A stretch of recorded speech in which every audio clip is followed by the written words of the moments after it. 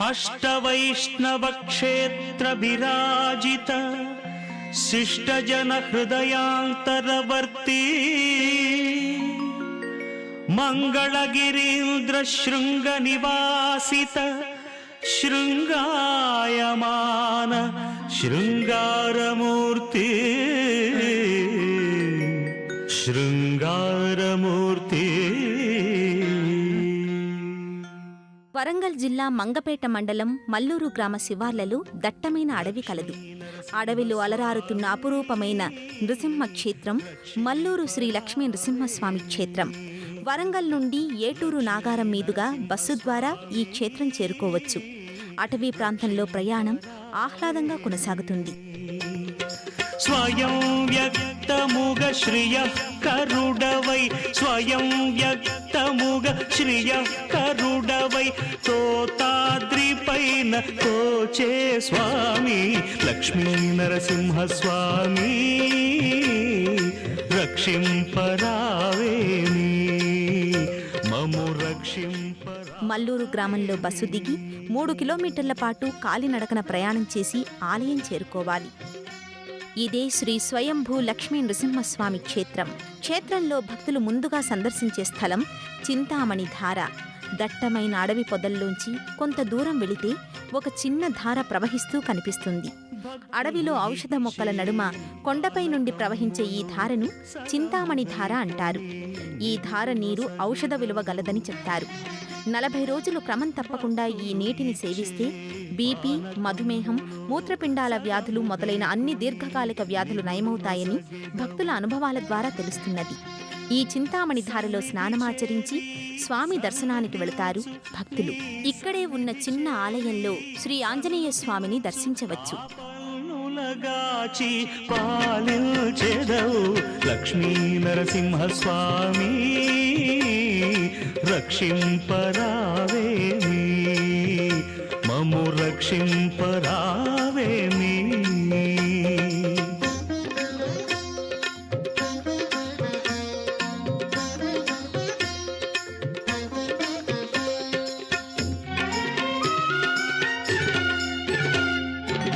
సగము దినమే సభక్తికముగా నరులెల్లరూ నిన్ను దర్శింతురు.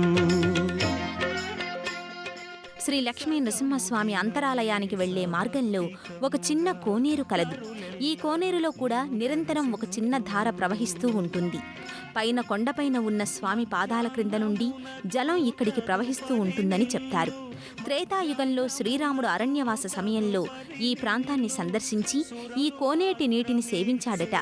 అయితే ఈ నీటిని సేవించాలంటే వివేకం, తెలివి కలిగి ఉండాలి. కోనేటి ప్రాకారంపై 2 బొమ్మలు కలవు. ఎవరైనా ఈ నీటిని సేవించబోతే ఈ బొమ్మలు ధర్మానికి, లోకజ్ఞానానికి సంబంధించిన ప్రశ్నలు అడుగుతాయి. సరైన సమాధానం ఇచ్చిన వారిని మాత్రమే ఈ నీరు సేవించనిస్తాయని ఒక కథ ప్రాచుర్యంలో ఉంది. అలాంటి వాళ్ళది నిజమైన ప్రేమ కాదు, అది వ్యామోహం. ఎగ్జాక్ట్లీ చిన్నత్త, నిజంగా ప్రేమించుకున్న వాళ్ళు అలా చేయరు. ఎంత మనసు విరిగిపోతే కన్న కూతుర్ని పట్టుకొని మా దృష్టిలో చచ్చిపోయా ఉంటుందా తల్లి? అది సరే అమ్మా, తన కూతురుతో తన మాట అనేటప్పుడు ఆమె మాటల్లో వ్యథ, కళ్ళల్లో బాధ గమనించావమ్మా?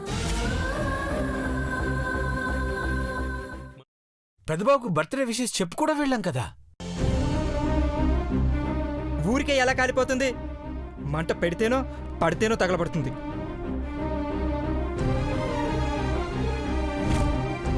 కరెక్ట్ చిన్నబాబు, నీకొచ్చినట్టే నాకు డౌట్ వచ్చింది. పార్వతే షర్టును తగలబెట్టిందనుకుంటా.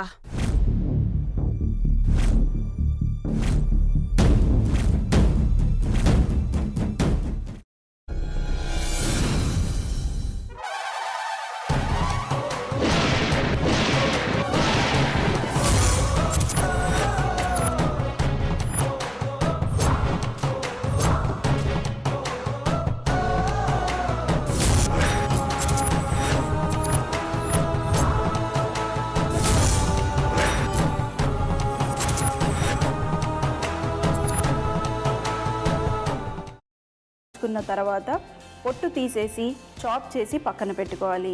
ఒక ప్యాన్లో కొద్దిగా నూనె వేడి చేసి అందులో ఆవాలు, మినప్పప్పు, శనగపప్పు, కరివేపాకు, సన్నగా తరిగి పెట్టుకున్న ఉల్లిపాయలు వేసుకుని 1 నిమిషం పాటు వేయించుకోవాలి. ఆ తర్వాత కాల్చి కట్ చేసి పెట్టుకున్న వంకాయని కూడా అందులో వేసుకుని బాగా మిక్స్ చేసి బౌల్లోకి ట్రాన్స్ఫర్ చేసుకుని అందులో తగినంత చిక్కటి పెరుగు లేదా పల్చటి పెరుగు వేసుకుని మిక్స్ చేసి అన్నంతో కానివ్వండి, చపాతీతో కానివ్వండి సర్వ్ చేసినా చాలా బాగుంటుంది.